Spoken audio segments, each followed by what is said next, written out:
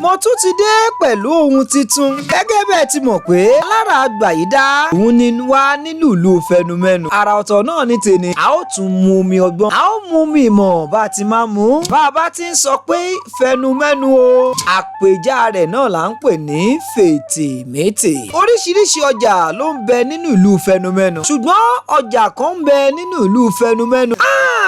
Ọjà yìí ni mo fẹ́ sọ̀rọ̀ nípa rẹ̀. Àwọn kàyéfì kan máa ń ṣẹlẹ̀ nínú ọjà yìí tí ò fi bẹ́ẹ̀ sí nínú àwọn ọjà mìíràn. Ọjà alẹ́ ni à ń pe orúkọ ọjà yìí. Ní ọ̀sán, ọjà yìí kì í ṣe nǹkan tó pọn dandan, ṣùgbọ́n nígbà tí oòrùn bá wọ̀, ó máa ń dàbí ayé mìíràn tí fìtílà rẹ̀ tàn gan-an. Àwọn oníṣòwò ń ké oríṣiríṣi ohun ọjà lẹ́ ò máa gbọ́ bí wọ́n ti ń polówó lọ́tùn-ún, bẹ́ẹ̀ làwọn míì ń polówó lósì. Oríṣiríṣi orin àdídùn, oríṣiríṣi ohun, oríṣiríṣi òórùn oúnjẹ ló ń tàn káàkiri nínú ọjà yìí. Ọjà alẹ́. Arákùnrin kan wà tí à ń pè ní Àdìsá.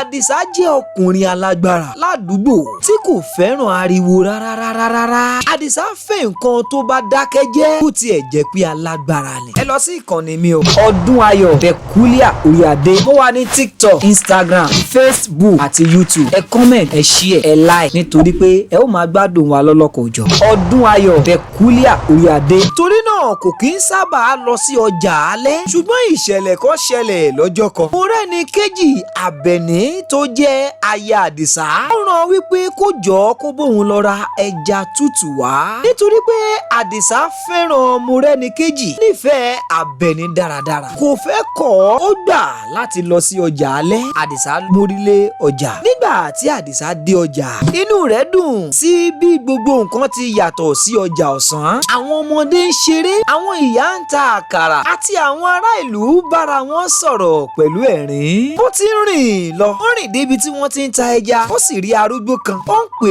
é pé ọmọkùnrin wá ra ẹja mi, ó dùn gan-an o. Ọmọkùnrin wá ra ẹja mi, ó dùn gan-an o. Àdìsá ra ẹja lọ́wọ́ arúgbó, ṣùgbọ́n nígbà tó fẹ́ sanwó, arúgbó náà rẹ́rìn-ín. Ó ní má ṣe yára lọ, kí ló mú ọ pẹ́ tó bẹ́ẹ̀ tí o fi dé ọjà alẹ́ lónìí? Àdìsá ya ẹnu rẹ̀, ó sọ pé mo wá ra ẹja fún olólùfẹ́ mi ni, aya mi ni mo wá ra ẹja fún. Arúgbó náà wò ó tìjìlẹ̀. Arúgbó náà wá ń wí pé ọjà alẹ́ kì í ṣe ibi tá a ti ń ra nǹkan nìkan, ó tún jẹ́ ibi tí a ti ń rí ìtàn ayé. Lẹ́sẹ̀kẹsẹ̀ afẹ́fẹ́ kan kọjá, fìtílà kan sì rẹ́rìn-ín bí ẹni pé ẹ̀mí kan ń rìn káàkiri. Àdìsá bẹ̀rù díẹ̀, ṣùgbọ́n ó faradà.